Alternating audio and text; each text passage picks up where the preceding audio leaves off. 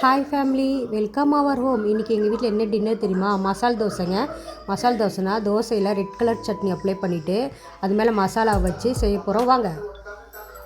Red colour சட்னிக்கு 5 காஞ்ச மிளகாய் எடுத்துக்கோங்க, ஒரு தக்காளி எடுத்துக்கோங்க, கொஞ்சம் உப்பு சேர்த்துக்கோங்க. சேர்த்துக்கிட்டு நல்லா அரைச்சிக்கோங்க. அரைச்சிக்கிட்டு ரெட் கலர் பாருங்கள், நல்லா அரைச்சிக்கோங்க. மிளகாயை ஊற வச்சுக்கோங்க. இங்கே பாருங்கள், red colour paste ready. Next உருளைக்கிழங்கை வந்து அவிச்சு வச்சுக்கணும். அவிச்சு பாருங்கள், பொடி பொடியாக நல்லா அவிச்சுக்கோங்க.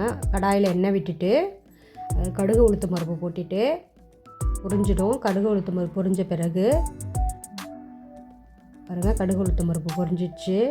நெக்ஸ்ட்டு என்ன பண்ண போகிறோன்னா, ஆனியன், பச்சை மிளகாலாம் கட் பண்ணி வச்சுருக்கோம் பாருங்கள், இஞ்சி பூண்டு பேஸ்ட்டு, கொத்தமல்லி, கொஞ்சம் உருளைக்கிழங்கு அவிச்சு எடுத்து வச்சுருக்கேன். நல்லா மசிச்சுக்கோங்க. பாருங்கள், கடுகு பொரிஞ்ச பிறகு பச்சை மிளகாவையும் வெங்காயம் போட்டு நல்லா வதக்கி விட்டுக்கலாம். கொஞ்சம் உப்பு வேணால் போட்டுட்டு வதக்கி வைக்கோங்க. இஞ்சி பூண்டு பேஸ்ட்டு அதோடு மிக்ஸ் பண்ணிக்கிட்டு நல்லா வதக்கி வைக்கோங்க. வெங்காயத்தை கொஞ்சம் உப்பு போட்டுக்கோங்க. வதக்கி எடுத்த பிறகு இப்போ இது இருக்கு இல்லையா, அவிச்ச உருளைக்கிழங்கு, அதை எடுத்து சேர்த்துக்கோங்க. சேர்த்துக்கிட்டு லைட்டாக தண்ணி விட்டுக்கோங்க. தண்ணி விட்டுக்கிட்டு கொஞ்சம் மஞ்சத்தூள் போட்டுக்கோங்க. மிளகாத்தூள் வேணுன்னா சேர்த்துக்கலாம், உங்கள் விருப்பம். கொத்தமல்லியை தூவி இறக்கி வச்சுடுவோங்க ஒரு சைடு. நெக்ஸ்ட்டு பாருங்கள், தோசைக்கல் சூடான பிறகு தோசை மெல்லிசாக ஊற்றுங்க. நாங்கள் பெரட்டி போட மாட்டோம்.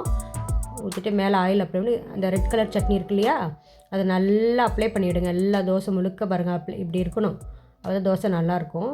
இது மேலே இந்த மசாலா, உருளைக்கிழங்கு மசாலாவை, ஸ்டஃபிங்கை நல்லா வச்சு ஸ்ப்ரெட் பண்ணி விட்டுருங்க. உங்களுக்கு எவ்வளோ வேணுமோ அதை வச்சுக்கோங்க. இப்போ பாருங்கள், பெரட்டி போடாமலே அப்படியே எடுத்துட்டோம். எப்படி இருக்குது பாருங்கள்.